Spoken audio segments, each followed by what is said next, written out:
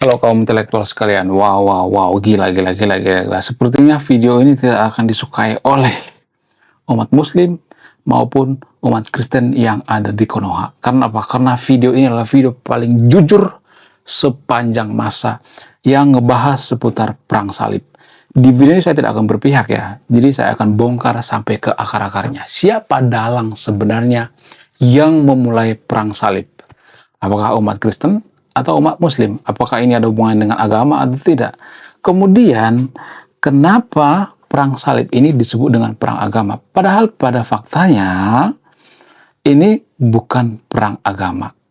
Nah, yang jadi pertanyaan, apakah ini perang suci atau tidak? Apakah ini perang ekonomi, perang politik, kekuasaan, dan sebagainya?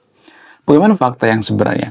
Jadi kalau saya bongkar ini, mungkin akan banyak warga Konoha yang kejang-kejang kelonjotan berjamaah. Tapi walaupun banyak yang kejang-kejang kelonjotan berjamaah, saya akan tetap bongkar ya.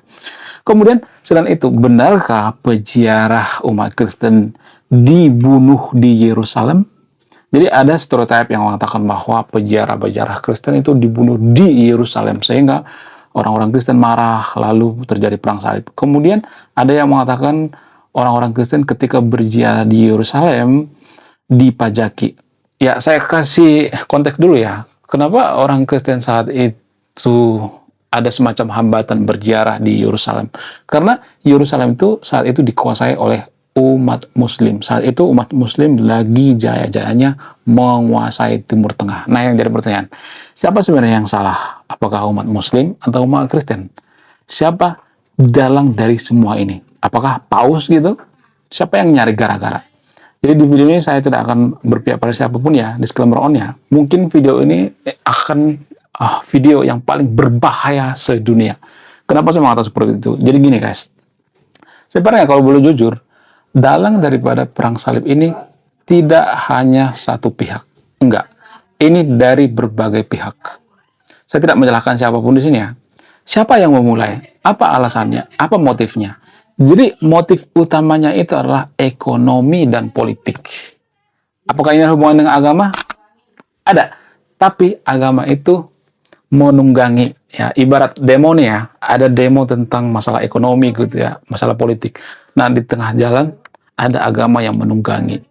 Jadi nggak ada hubungan dengan agama gitu ya. Mohon maaf bagi itu videonya. Kenapa saya maksud seperti itu? Karena ada sumbernya, ada datanya. Lagi-lagi kita bicara by data, by sumber. Jadi kalau mau bantah, bantah pakai data gitu ya. Jangan bantah pakai mulut besar gitu, omongan besar gitu. Tahu apa tentang agama? Ngaji dulu sana, sok tahu lu. Jangan seperti itu ya. Jadi jangan selalu melihat masalah ini dari satu sudut pandang. Enggak, harus dari berbagai sudut pandang. Kita harus terbiasa bicara by data. Kenapa kita harus terbiasa bicara by data? Supaya kita terbiasa bicara secara netral. Data itu kan diteliti oleh orang-orang yang netral, orang-orang yang intelektual. Jadi kita harus menghargai dong ya. Tapi data yang saya maksud itu data yang independen ya, bukan data yang dari contoh misalnya dari gereja gue, dari pengajian gue, dari masjid gue, dari agama gue, jangan nggak seperti itu ya. Itu tidak akan netral. Karena semua pihak akan mengklaim mereka yang paling benar ya. Baik umat Muslim, mereka akan mengatakan, oh itu yang nyari gara-gara agama lain ya. Umat Kristen juga seperti itu. Oh yang nyari gara-gara lain, bla gitu ya. Jadi di video ini saya akan benar-benar netral. Jangan berpikir bahwa saya tidak mengerti agama Kristen dan agama Islam. Saya mengerti keduanya, makanya saya bahas gitu ya. Jadi yang pertama itu karena motif ekonomi. Intinya ekonomi. Orang-orang Kristen yang berziarah ke Yerusalem itu dipajaki. Ada faktanya, ada datanya. Nah, karena orang Kristen dipajaki, orang Kristen kesel. Ngapain sih dipajakin? Ini kan tempat suci dan sebagainya. Masa tempat suci harus dipajakin? Lalu mereka melapor terhadap paus dan paus mengumumkan perang.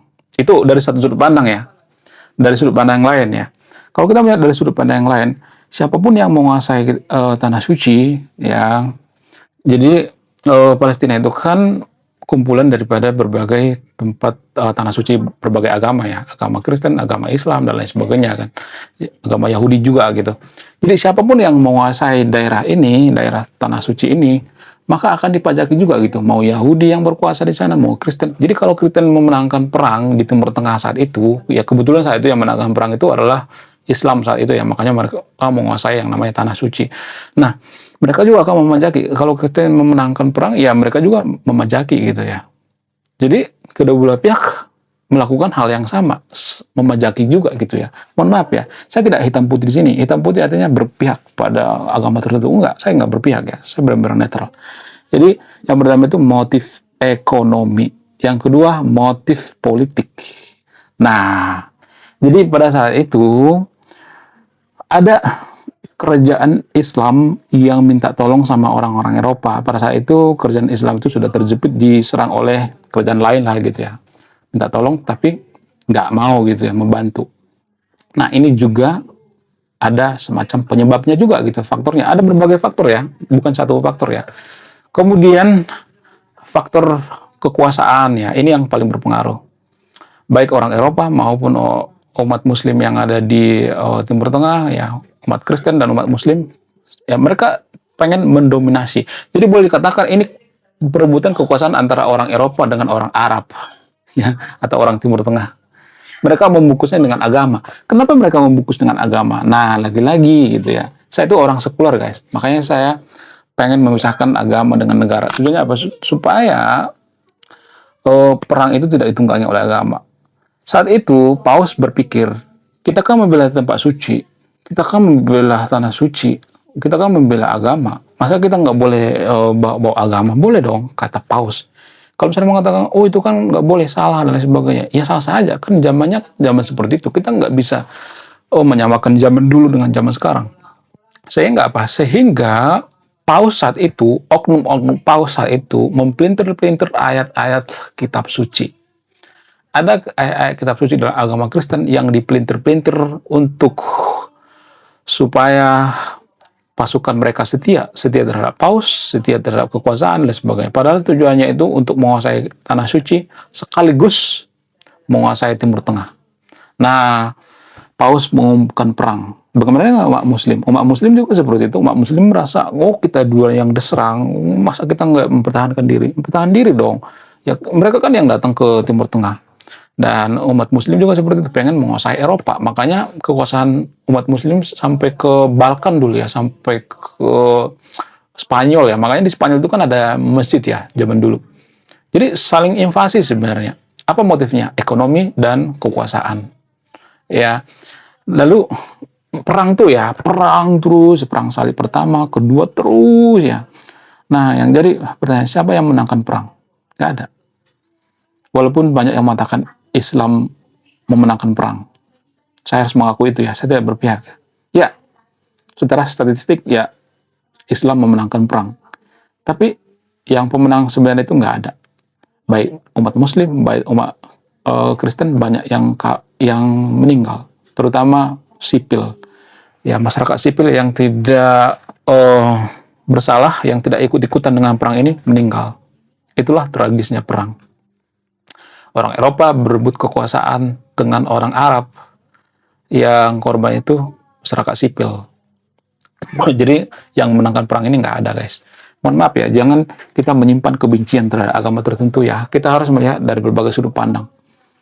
Saya bersyukur saya itu tidak terdogma oleh agama tertentu, sehingga saya melihat masalah itu netral gitu ya. Saya tidak berpihak gitu.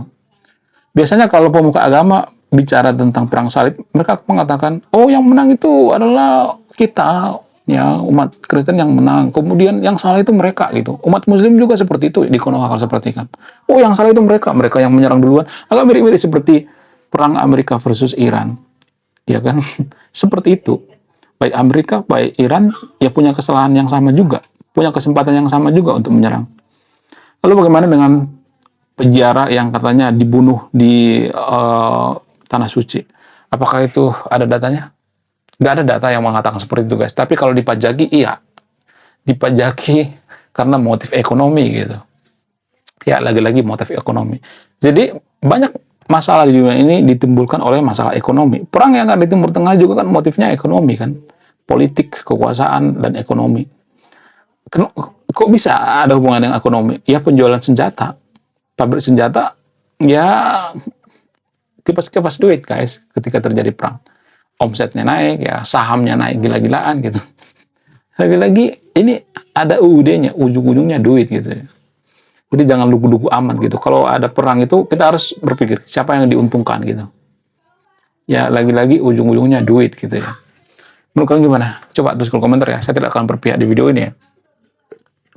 Saya tidak berpihak pada umat Muslim, saya tidak berpihak pada umat Kristen ya. Saya benar-benar netral. Ada datanya. Semua yang saya katakan di video ini ada datanya. Jadi kenapa saya bahas ini? Biar tidak berlarut-larut gitu. Jangan percaya bahwa agama itu sebenarnya membela kebenaran. Ya bisa aja membela kebenaran. Tapi kalau sudah ditunggangi oleh perang, itu sebenarnya bawa-bawa agama doang sebenarnya. Ya. Biasanya orang yang mau agama itu yang paling mudah dipelintir-pelintir gitu ya, yang paling mudah diseret gitu ya, yang paling mudah dicucuk hidungnya gitu ya, dibikin seperti kerbau. Karena apa? Karena dalam agama itu ada doktrin yang mengatakan percaya nggak percaya harus percaya. Itulah alasannya kenapa agama itu mudah atau seksi gitu ditunggangi gitu. Nah yang jadi pertanyaan, gimana cara menghindari hal seperti ini? Apa alasannya? Gimana solusinya? Saya tidak hanya mengkritik ya, saya juga memberikan solusi. Solusinya itu lagi-lagi saya katakan kita harus negara sekuler. Bukan berarti besok kita sekuler jadi negara maju gitu, solusi ajaib enggak, tapi setidaknya turun gitu. Inilah sebenarnya yang disadari oleh orang-orang Eropa. Kenapa mereka itu jadi negara sekuler? Karena mereka menyadari, oh ternyata enggak bagus ya kalau kita selalu menunggangi agama gitu. Enggak bagus ya kalau kita menggabungkan agama dengan negara. Sehingga mudah dipelintir-pelintir. Ayat itu kan mudah dipelintir-pelintir untuk apa? Untuk supaya kita berjihad gitu ya, supaya kita setia dengan agama gitu ya. Padahal kan kalau boleh jujur ya, lagi-lagi saya mengatakan ini, kalau saya mengatakan seperti ini pasti banyak nanti yang kejang-kejang kelonjotan berjamaah. Padahal saya ngomong dari sudut pandang ilmiah. Kalau bicara seputar ilmiah, surga neraka itu kan nggak bisa dibuktikan secara ilmiah. Mana coba datanya? Saya bukan nyuruh yang untuk video untuk tidak beragama, tapi kita bicara secara ilmiah ya. Apakah ada bukti yang mengatakan bahwa surga itu terbukti secara ilmiah atau tidak? Coba kasih datanya. Kalau saya ngomong seperti ini, pasti nanti saya dikata-katain anti agama. Di Konoha itu kan anti agama seperti memusuhi agama gitu, bunuh-bunuhin orang gitu. Enggak. Kita nggak percaya agama, kalau misalnya ada seseorang nggak percaya agama itu bukan berarti dia bunuh-bunuhin orang gitu. Sama seperti orang-orang di negara maju gitu. Seperti negara Skandinavia, Norwegia, dan sebagainya. Mereka kan nggak percaya agama. Apakah mereka bunuh-bunuhin orang? Enggak. Kalau mereka bunuh-bunuhin orang, nggak ada umat muslim yang datang ke negara-negara Eropa. Nggak ada. Itu bukti bahwa mereka humanis. Bukan berarti semuanya mereka humanis ya. Ada juga yang jahat. Di setiap negara itu kan ada orang yang jahat. Tapi kita bicara by data. Negara paling humanis di dunia itu adalah ya negara-negara Eropa. Walaupun ada efek sampingnya juga gitu ya. Jangan terlalu diglorifikasi ya. Ya setidaknya kita lebih berkesadaran gitu ya. Kenapa orang Eropa itu sekuler? Ya karena mereka menganggap bahwa surga neraka itu kan nggak bisa dibuktikan secara ilmiah. Ngapain kita harus bawa-bawa agama gitu. Dan itu bikin mereka makin damai. Gimana dengan Konoha? Konoha dikit-dikit ya, diprovokasi dikit langsung nyala gitu ya. Langsung terprovokasi gitu. Gitu menurut saya pribadi ya. Menurut kalian gimana? Coba tulis kolom komentar ya. Saya tidak akan berpihak di video ini ya. Saya tidak berpihak pada umat Muslim dan umat Kristen. Saya benar-benar netral di sini ya. Semua yang saya katakan di video ini ada datanya. Jadi kalau mau marah, jangan marah ke saya. Marah sama yang bikin datanya. Kalau saya berpihak itu, saya tidak netral, saya tidak jujur. Menurut kalian gimana? Coba tulis kolom komentar ya. Belum kita lanjut. Jadi guys, kemarin ada yang nanya, lu apa sih kontribusinya bagi negara ini? Lu cuma ngebacot doang, gak ada kontribusi. Nah, kontribusi saya ini guys ya. Saya nulis buku. Riset saya ini bertahun-tahun guys, kurang lebih 5 tahun. Jadi biaya yang saya keluarkan untuk riset buku ini puluhan juta. Namun, saya jual buku ini di bawah 100.000. Gambaran daripada buku ini tentang sisi gelap daripada pemuka agama yang ada di Konoha. Bercerita tentang culture, sisi-sisi gelap politisi, ya, dan lain sebagainya.